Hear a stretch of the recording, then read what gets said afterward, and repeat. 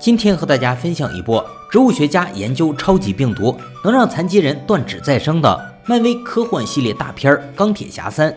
大家好，这里是王帝讲电影。1999年，瑞士伯尔尼的圣诞前夜，男主托尼·史塔克在一个跨年派对上结识了一位漂亮的女植物学家美丽，两人情投意合。托尼决定今晚与美丽好好讨论一下人体生物的秘密，却没想到在路上撞见了一个瘸子。瘸子非要上前来个自我介绍，他自称基里安，来自一个叫 AIM 的组织。 AIM 翻译成中文就是先锋科技。虽然电影中没有明确表达该组织的来历，但在漫画宇宙中，先锋科技是一个掌握着尖端武器的邪恶组织。基里安说自己在搞一项研究，想让托尼投点资支持一下。不过托尼根本没把他放在眼里，随便说了一句楼顶天台等我，然后就去找美丽了。殊不知他这么做将会为自己引来一个大麻烦。美丽的房间中，美丽向托尼展示了自己多年的研究成果，这是一种名叫绝境的病毒，它可以融合并改造所有生物的 DNA， 包括人类，从而让被改造的生物获得强大的再生能力。托尼惊了，称赞美丽真是才华横溢。美丽一高兴，当时就要和托尼放飞自我。此时司机哈皮显得蛋疼，揪了一下旁边的盆栽，但被他揪坏的地方马上又恢复了原样。原来这颗盆栽被美丽当作实验品注射了绝境病毒，可下一秒盆栽突然爆炸了。显然美丽的研究还不太成熟。另一边，把托尼的话当真的基里安就这样在楼顶天台傻傻的等了一个晚上。镜头一转，时间来到纽约保卫战之后，此时托尼爆核弹穿越传送门的英勇行为已经响彻全球，但托尼却也因此患上了战后焦虑症。每次他想起当时的情景就恐慌，胸闷喘不上气。如今他整天把自己关在地下室，除了研究新战甲啥也不干。这天他正测试最新研发的马克42号战甲。马克42又名浪子，有远程操控和自动组装的功能，只要一伸手，战甲就自己飞过来了。I'm the best. 看来这套战甲还需要改进。天市里，一个名叫满大人的恐怖分子头目正扬言要给美国好好上一课。美国政府当即给出了回应，他们将出动由罗德上校驾驶的钢铁爱国者对抗恐怖分子。钢铁爱国者其实就是托尼送给罗德的马克2号，只不过重新刷了遍漆而已。托尼一向对这些恐怖分子极为反感，当即去找罗德了解关于满大人的信息。罗德告诉他，满大人已经发起了9起爆炸袭击，并且现场找不到任何起爆装置，也没有炸弹遗留的弹片。这时一个熊孩子突然跑过来，问托尼当时是怎么穿越传送门的，导致托尼又犯了焦虑症。他赶忙穿上战甲检查身体状况。人工智能贾维斯说，他刚刚经历了严重的恐慌发作。另一边，漂亮又干练的娜姐是托尼的现任女友，而哈皮此时也晋升为了安保主管，专门严查公司员工们带没带胸牌，这样员工们对他的投诉率提高了3倍。这天，一个西装革履的男人约见了娜姐，这人不是别人，正是1999年被托尼放了鸽子的基里安。此时的基里安已经脱胎换骨，体型高了，腿不瘸了，说起话来也变得文质彬彬。他向娜姐展示了自己的最新发明，正是当年女生物学家美丽研究的绝境病毒，可以改造人的大脑，从而获得超能力。他想跟娜姐合作，将这项技术推向市场，不过被娜姐委婉地拒绝了。但基里安表示，我们还会再见面的。哈皮怀疑这人有问题，便对其展开了跟踪调查。娜姐回家后，发现托尼正穿着战甲等自己。不过聪明的娜姐很快就发现战甲里是空的，而托尼还在地下室里宅着呢。好家伙，你竟然用一个铁壳子敷衍我！托尼见状赶紧上前认错。好在娜姐并没有生气，还邀请托尼一起泡个澡。晚上睡觉时，托尼又梦到了纽约保卫战，恍惚中还把马克42号召唤了过来。娜姐被吓坏了，说啥也不跟托尼一起睡了。此时哈皮通过不断跟踪调查，偶然发现基里安的一名手下光头把一个手提箱给了一个胡子男，胡子男吸食了手提箱里的东西后，身体竟然发生了变异，然后直接爆炸了。在现场的哈皮也受到爆炸波及，不幸被炸成了重伤。而同样被炸到的光头却啥事儿没有，显然他的身体也变异了。此次事件引起了一场轩然大波，人们都希望钢铁侠能再次出面。而托尼得知哈皮出事后，立马赶往了医院。病床上的哈皮被插上了氧气管，无法说话，所以托尼并不知道对方是基里安的手下，以为这件事是恐怖分子干的。于是忍无可忍的他真的出面了，他对着媒体镜头道出了自己的家庭住址，公然向满大人约战。不过托尼可不会像愣头青一样无脑干仗，回家就开始调查满大人的详细资料，并在家里用全息影像还原了案发现场，最后终于找到了一条关键线索。田纳西州曾发生过一次自杀式炸弹袭击，与这次的案件非常相似。于是托尼立即设定了飞行目的地，打算过去调查一下。然而此时门铃却响了，站在外面的可能是任何人，毕竟托尼刚刚已经把自己的家庭住址告诉了全世界。托尼穿上战甲出去一看，来者竟然是1999年与托尼有过一夜情的女植物学家美丽。美丽表示自己有重要的事情要和托尼谈谈。结果还没说呢，一发导弹突然袭来，难道满大人真的来了？其实发射导弹的是基里安的手下光头。托尼下意识的一挥手，马克42迅速飞来，穿在了辣姐身上。爆炸过后，辣姐毫发无伤，但更多的导弹随之而来。托尼让辣姐带着美丽赶紧跑，直到贾维斯告诉托尼辣姐安全了，托尼才再次挥手，重新穿上了马克42。由于马克42还处于测试阶段，托尼挣扎了几次没飞起来，最终被倒塌的别墅砸进了海里。好在贾维斯及时修好了飞行系统，并带着托尼飞向了之前设定好的飞行目的地田纳西州。不过战甲的能量此时已经低于 5%， 直接关机了。托尼无奈，只好拖着心爱的马克42负重前行，最终走进了一个不知道是谁家的车库。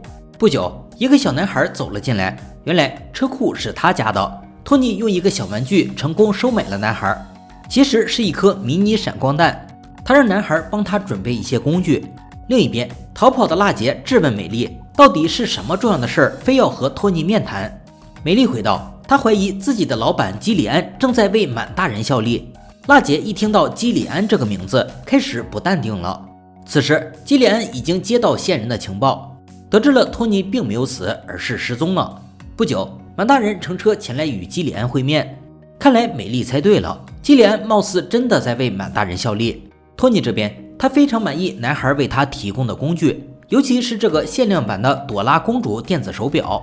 不过激动的男孩总是时不时提起纽约大战和复仇者联盟的事儿，这让患有焦虑症的托尼差点抓狂。之后托尼又在男孩口中得知了那个搞自杀式袭击的人名叫戴维斯，死后戴维斯的母亲就一直酗酒度日。于是托尼来到了小镇上唯一的酒吧，果然找到了正在喝闷酒的戴维斯母亲。对方倒也爽快，直接把一份资料给了托尼。谁料基里安的手下们也过来了，他们全都是注射了绝境病毒的变异人。托尼被一名女手下逼到了角落，女手下能力强，长得漂亮，但就是没有托尼聪明，最终被托尼利用微波炉炸飞了。可没等他喘口气，光头手下又熔断了水塔，把托尼压在了塔下，并劫持了男孩，威胁托尼交出资料。危急时刻，男孩掏出了托尼送他的小玩具，把光头闪瞎。紧接着托尼又补了一刀，这才解除了危机。不过光头并没有死。与此同时，满大人侵入了美国的电视网络，公然向美国总统发起挑衅，并且还对着镜头明目张胆地枪杀了一名抓来的普通市民。总统终于忍无可忍，立即下令让罗德去消灭这个疯子。罗德通过满大人的广播信号源来到了巴基斯坦。这时托尼打来电话，原来托尼在资料中发现了一条重要信息 AIM， 于是打算入侵 AIM 的网络看看，需要用到罗德的账号密码。罗德告诉他账号是老样子，密码是战争机器牛逼闪闪，全部大写。托尼吐槽道，这比钢铁爱国者好听多了。此时哈尔密顿纪念堂中，一个选美大赛正在进行，色批老李头依然投了10号妹子一票。托尼恰好在幕后遇到了一名超级脑残粉，在脑残粉的帮助下，他输入罗德的账号，成功入侵了 AIM 网络。这才发现基里安正在使用绝境病毒做改造人体的实验，而之前发生的那些离奇爆炸事件也是因为绝经病毒的不稳定性造成的。这回托尼明白了，基里安正是利用病毒的不稳定性与满大人合作，不光赚了钱，还帮助满大人完成各种离奇的恐怖袭击。这种推理看似没啥毛病，但事实真的如此吗？另一边，娜姐带着美丽躲进了郊外的一家酒店，本以为这里是安全的，谁料基里安很快就追了过来，并把娜姐抓走了。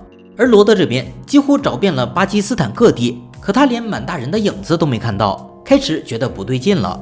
在查到一家纺织厂时，一名修女不怀好意地靠近罗德，原来她是一名变异者。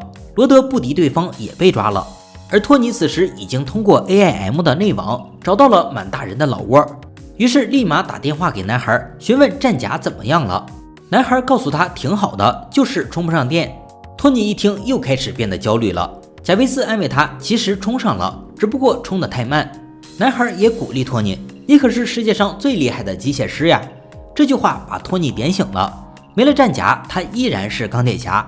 于是他从超市买来了各种工具材料，做出了气枪、手雷、电击手套等，然后化身刺客潜入了满大人的老巢。聪明的大脑加上亲手制作的武器，让托尼非常顺利地来到满大人面前。但让托尼没想到的是，满大人竟然是一个糟老头子。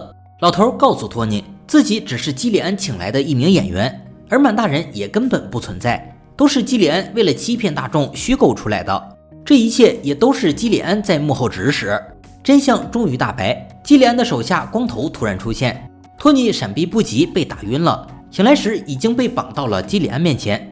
基里安表示自己非常感谢托尼，如果不是当年你放我鸽子，我或许就不会这么发愤图强的努力。为了表示感谢，他送给了托尼一个礼物，那就是他把娜姐绑架了，并且还给娜姐注射了绝境病毒。托尼有些绝望，基里安满意的离开了。罗德这边虽然自己被抓，但就是死活不出来。基里安没了耐心，直接徒手加热战甲，看来他自己也注射了病毒。罗德很快就承受不住，被逼出了战甲。有了这身战甲，基里安开始实施自己的最后计划，打算利用钢铁爱国者杀掉美国总统，然后控制美国。此时托尼的限量版手表响了，这意味着马克42已经充能完毕。只见托尼大手一挥，虽然晚了点儿，但总算飞来了一只手套和战靴。托尼迅速解决看守，其他战甲零件也很快飞来。不过基里安的手下光头已经穿着钢铁爱国者飞向总统了，托尼乘胜追击。好吧，等会儿再追。托尼去找罗德会合，而穿着战甲的光头欺骗了所有高管，一路绿灯上了总统的飞机。等飞机起飞后，他直接把总统挟持了，其他人则非常不幸地被气流吸出了舱外。此时托尼的飞行系统已经恢复，他迅速来到飞机上，一炮打穿了光头。之后他又赶忙去救那些被吸出舱外的人。这次马克42很争气，让托尼顺利从万丈高空救下了所有人。突然，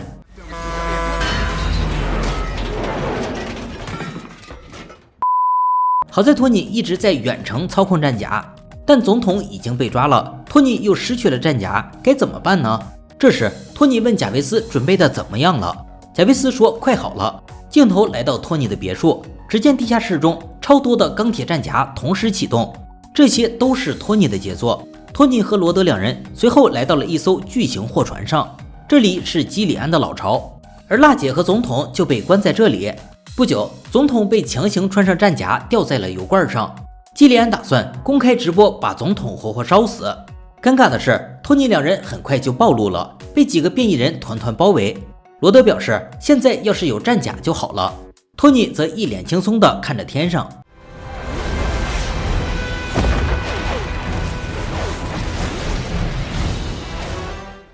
各种型号的战甲已经全部就位，对方有超能力，而我们有超能力。伴随着托尼一声废了他们，战甲全部启动攻击模式。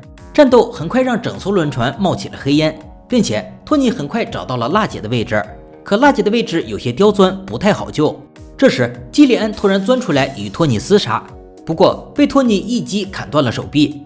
此时罗德也趁机救下了总统，并拿回了自己的钢铁爱国者，带着总统离开了。随着货轮逐渐被毁，娜姐的位置变得更加刁钻了。这时，货船突然震了一下，娜姐没稳住，从高空掉了下去。一旁的基里安表示了惋惜。此时，他已经长出了新的手臂。托尼怒了，穿上战甲就开始与基里安厮杀，但战甲都被有超能力的基里安拆碎了。这时，马克42飞了过来，托尼不禁感叹：浪子竟然回头了。虽然散架了，但依然可以控制。托尼直接控制马克42，把基里安炸成了灰，却没想到这家伙被炸成灰都能满血复活。危急时刻，原来被注射了病毒的娜姐也变异了，并且实力非常强大，直接把基里安秒杀了。娜姐不敢相信自己竟然变得这么暴力，不过托尼向她保证自己一定会把她治好，毕竟他这个机械师就擅长修理东西。娜姐问那些战甲怎么办，托尼没有回答，而是呼叫了贾维斯。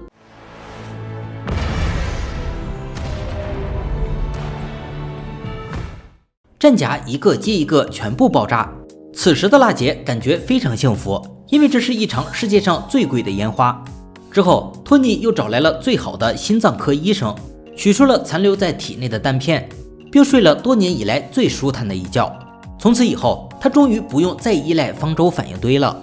这天，小男孩放学回家，发现车库已经全面改造，这是好朋友钢铁侠送他的全套礼物。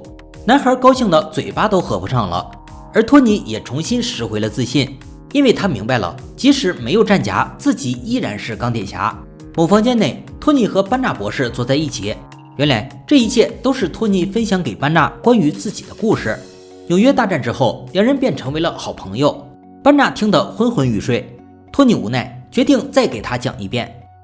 钢铁侠3上映于2013年，是漫威电影宇宙的第7部作品，讲述了托尼·史塔克破茧蜕变的故事。与前作一样，本片既有激情满满的打斗场面，还有小罗伯特·唐尼美式幽默，贾维斯也变得越来越智能。影片结尾，托尼说过会治好娜姐，这也为之后的剧情埋下了伏笔。而托尼重新找回自我的设定，也为钢铁侠系列画上了一个完美的句号。好了，今天的电影就讲到这里了，我们下期再见。